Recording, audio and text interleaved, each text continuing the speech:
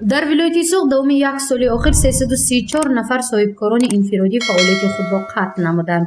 ин гурӯҳи соҳибкорон тариқи патент фаъолият мекарданд ва яке аз сабабҳои асосии даст кашидан аз соҳибкорӣ ин ба вуҷуд омадани буҳрон ки онро ба пандемияи коронавирус вобаста менамоянд маҳсуб мешавад. дар ин бора имрӯз сани 11 феврал аз раёсати андоз дар вилояти Суғд ҳангоми нишасти матбуотӣ ба хабарнигорон иттилоъ доданд. субъектҳои хоҷагидор муваққатан фаъолияти худро дар давраи имтиёзӣ маҳдуд кардам ва боз давом додам фаъолияташон. аз ин 334 нафар ҳама соҳибкорони инфиродӣ тибқи патент фаъолият кунанд, яъне ба шумораи зиёдиашон характери мавсимӣ доштанд фаъолияташон.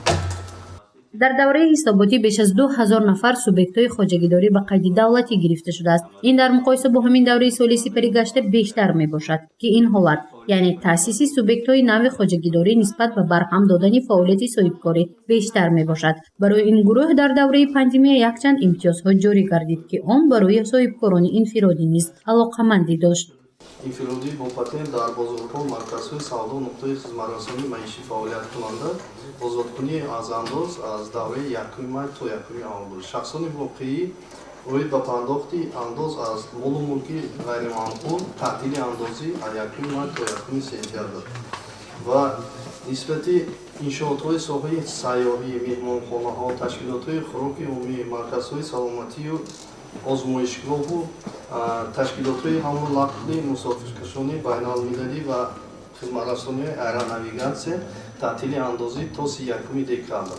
нисбати пасандозҳои шахсони воқеӣ ки дар бонкҳо гузошта шудагӣ буд, меъёри он аз 12 то 6 яъне ки 2 маротиба кам карда шуд.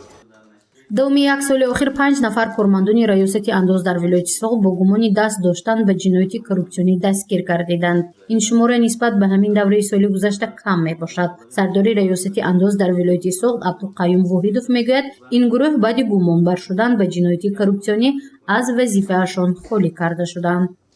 якум ихел бобоев Даврон Мухторҷонович, мудири бахши нозороти андози шаҳри Бӯстон. ин гумонбар буд, то ба охира нарафтааст ҳолати кори вай, лекин мо ҳозираш ба аллакай баъди гумонбар шуданаш баъди 2 рӯзаш мо аз кору сабукҷош кардем. Муродов Мирзобек Баҳруллоевич, сармутахассиси нозороти андози ноҳияи Зафаробод.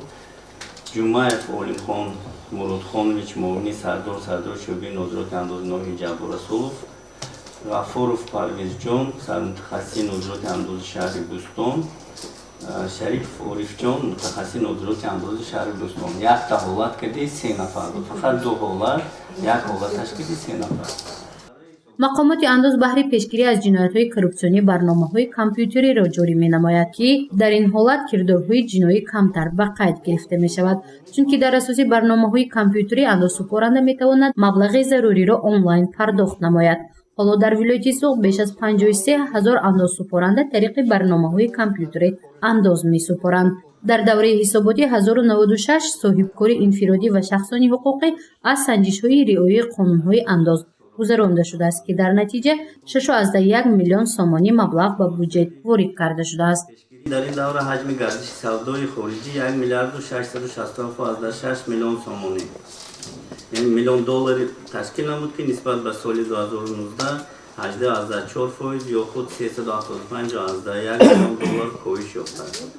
аз рӯи содироти молҳо 353,8 миллион доллар 75,1% ва воридоти молҳо 1 миллиарду 313,8 миллион доллар 83,6% ташкил дода саҷдои манфии 960,1 миллион доллари ҷоҳи муттаҳидаи амрикоро ташкил додааст. нақшаи қисми даромади бюҷети давлатӣ дар вилоят барои соли 2020 ба андозаи 117% таъмин гардида ба ҷои 2 миллиарду 908 миллион сомонӣ пешбинӣ шуда ба бюҷети давлатӣ бо назардошти андози иҷтимоии ғайрибюҷетӣ 2 миллиарду 928,3 миллион сомонӣ ворид карда шуд ки нисбат ба нишондиҳандори нақшавӣ 20,3 миллион сомонӣ зиёд мебошад.